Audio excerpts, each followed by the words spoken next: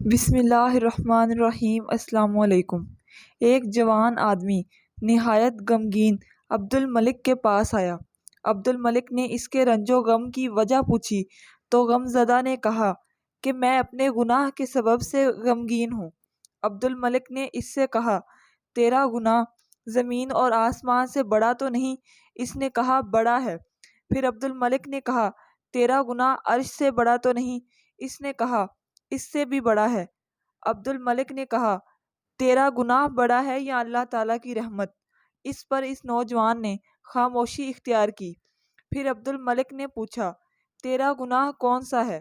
اس نے بتایا کہ میں کفن چور تھا۔ 5 قبروں کے مردوں نے مجھے توبہ پر آمادہ کیا۔ ان قبروں کے حالات یہ ہیں کہ میں نے ایک قبر کو جب کھودا تو اس کے مردے کو دیکھا کہ اس کا منہ قبلہ کی طرف سے پھیر دیا گیا اور اس کو دوسرا عذاب دیا جا رہا تھا۔ میں ڈر کر وہاں سے لوٹا۔ وہاں ہاتف غیبی نے آواز دی کہ تو اس مردے سے وجہ کیوں نہیں پوچھتا کہ وہ عذاب میں کس وجہ سے گرفتار ہے؟ میں نے جواب دیا کہ یہ بات میں نہیں پوچھ سکتا۔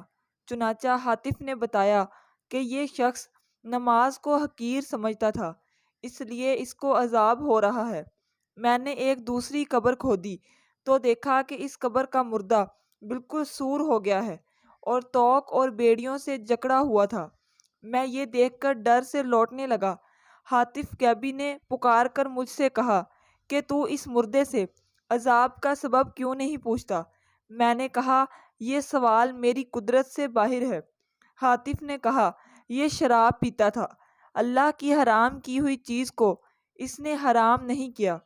میں نے ایک تیسری قبر کھودی تو دیکھا کہ اس کا مردہ آگ کی میخوں سے بندھا ہوا ہے اور اس کی زبان گدی کی طرف نکلی ہوئی تھی۔ پھر ڈر کر واپس ہونے لگا تو ہاتف غیبی نے آواز دی کہ میت سے اس کی وجہ کیوں نہیں پوچھتا؟ میں نے کہا، سوال کی مجھ میں طاقت نہیں۔ اس نے کہا، یہ لوگوں کے مال دبانے کی کوشش کرتا تھا۔ میں نے ایک چوتھی قبر کھودی، دیکھا کہ مردہ آگ میں جل رہا تھا اور فرشتے اس کو مار رہے تھے اور وہ چیخ رہا تھا۔ میں ڈر کر واپس جانے لگا۔ ہاتف غیبی نے آواز دے کر کہا، تم مجھ سے اس عذاب کی وجہ کیوں نہیں پوچھتے؟ میں نے کہا، سوال کی مجھ میں قوت نہیں۔ اس نے بتایا کہ یہ جھوٹا شخص تھا اور جھوٹی قسم کھایا کرتا تھا۔ میں نے ایک 5ویں قبر کھودی تو دیکھا فرشتے اس مردے کو آگ کے ستون سے مار رہے تھے اور مردہ خوب چلا رہا تھا۔ میں ڈر کر واپس ہونے لگا تو ہاتف غیبی نے پکار کر کہا کہ تو اس عذاب کا سبب کیوں نہیں پوچھتا؟ میں نے کہا، میرے اندر اتنی طاقت نہیں ہے۔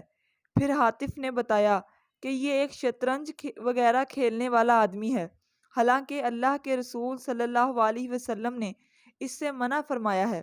مطلب یہ ہے کہ قبر کا عذاب دل، آنکھ، کان، زبان، پیٹ، ہاتھ، پاؤں اور سارے بدن کے گناہوں کے سبب سے ہوتا ہے، اور ان سے جو نیک کام ہوتے ہیں ان پر اجر بھی ملتا ہے۔